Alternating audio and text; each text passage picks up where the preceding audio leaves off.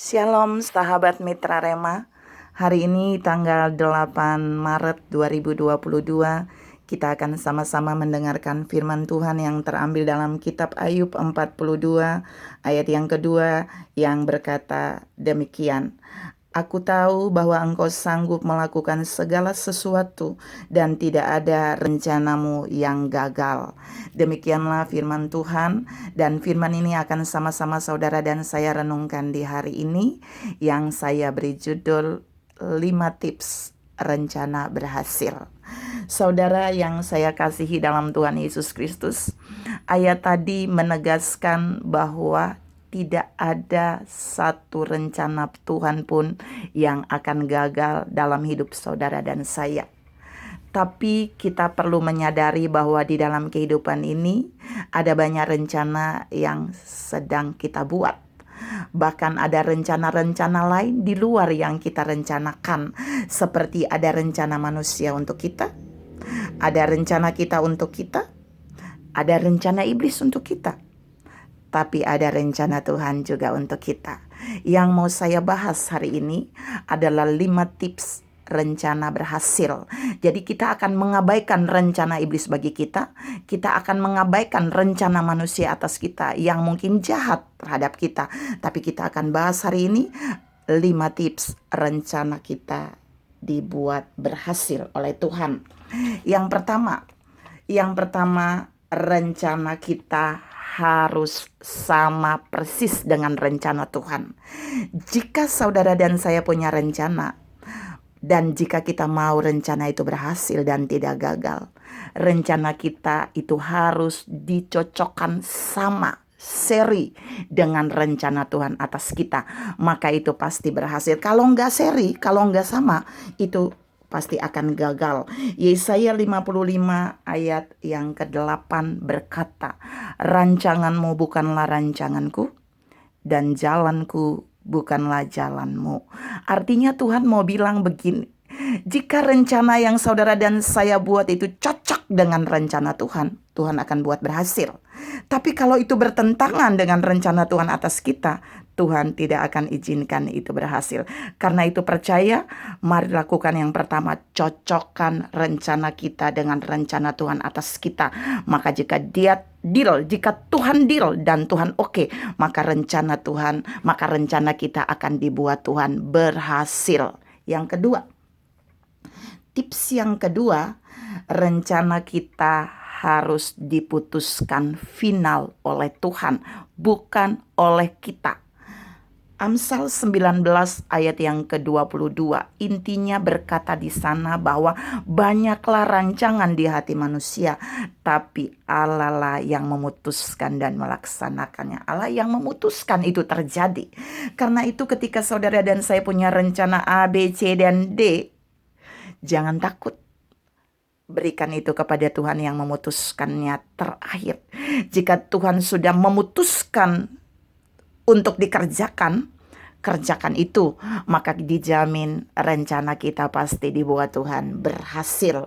Amsal 19 ayat 21 ya, di poin 2. Yang ketiga, tips ketiga supaya rencana kita berhasil adalah mintalah pertimbangan ilahi dan hikmat ilahi.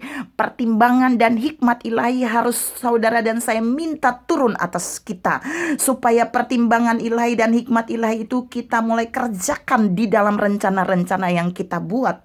Maka dijamin akan cocok dengan apa yang Tuhan mau, karena pertimbangannya dari Tuhan, pertimbangan ilahi, hikmatnya dari Tuhan, hikmat ilahi. Maka Tuhan akan buat rencana kita tidak gagal, pasti berhasil. Amsal 15 ayat yang ke-22. Yang keempat, tips keempat supaya rencana saudara dan saya tidak gagal, batal, tapi berhasil dibuat Tuhan adalah perlu penasehat. Satu penasehat minimal saudara dan saya punya, yaitu Allah sendiri, yaitu Tuhan sendiri, yaitu Roh Kudus, yaitu firman-Nya yang hidup, yang bisa menasehati saudara dan saya dalam perencanaan yang kita buat. Jika ada yang kurang pas, Roh itu akan menasehati kita, firman itu akan menasehati kita, Allah itu akan menasehati kita untuk membuat kita berhati-hati memutuskannya sampai rencana itu terjadi. Jadi saudara dan saya harus memahami di titik ini Allah mau terlibat sebagai penasehat juga di dalam perencanaan kita. Dan jika dia menjadi penasehat itu, maka saudara dan saya tidak usah takut. Rencana ini pasti dia buat berhasil dalam hidup kita. Yang kelima yang terakhir. Kalau saudara mau rencana saudara dan saya berhasil, maka tips yang kelima harus melibatkan Tuhan dalam perencanaan kita. Kita jangan melupakan Tuhan untuk terlibat di dalam perencanaan kita, tapi kita harus libatkan Tuhan di dalam perencanaan itu. Tuhan yang menjadi IO-nya, yang memberikan ide-ide di dalam rencana-rencana kita, yang mengatur sistem acara itu. Biarkan Tuhan memberikan ide-ide yang cemerlang di dalam rencana kita. Biarkan Tuhan mengatur harus A, B, C, dan D, dan kita harus tahu ketika Tuhan yang memberikan ide di dalam rencana kita. Rencana itu pasti dahsyat, rencana itu pasti berhasil, dan rencana itu akan mendatangkan kemuliaan Tuhan ketika kita melakukannya. Jangan lupa melibatkan Tuhan dalam perencanaan saudara dan saya, supaya Tuhan akan buat berhasil. Dia akan menjadi IO yang mengkoordinir rencana kita. Dan dijamin IO ini IO yang terdahsyat, IO yang tidak perlu saudara dan saya bayar. Dia memberikan ide yang spektakuler, yang cemerlang, dan kita tidak perlu membayarnya. Kita hanya cukup taat, maka dia akan membuat rencana kita itu berhasil dengan dahsyat.